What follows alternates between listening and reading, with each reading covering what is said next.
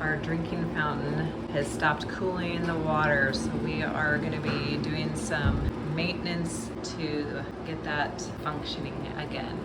We're going to be using a vacuum, this if you have it, and a wider flathead screwdriver. We learned that the smaller one is no good, so make sure you have a thicker screwdriver. The first thing we're gonna do is switch off the power to the drinking fountain because we're not gonna wanna mess with trying to find the plug back there. You can hear the fan going, but it's not cooling. So I'm gonna turn this off before we make our repairs. You come underneath here and you'll need to take out the screws in 4 spots, 2 up front and 2 in back. Take out those 4 screws.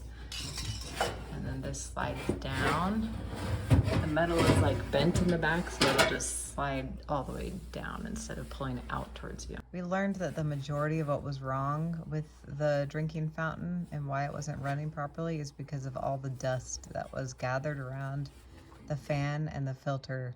So we used a rag and the vacuum and the compressed air to get as much of that dust off. The pressurized air was totally worth it. It did a really good job of help cleaning out the dust.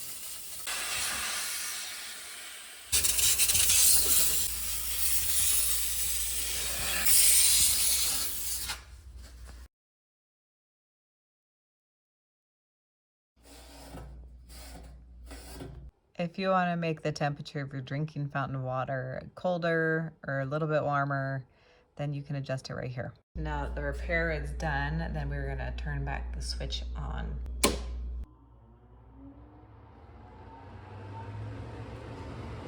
This fan will turn on again, and then you'll notice in several hours that your water becomes cold again.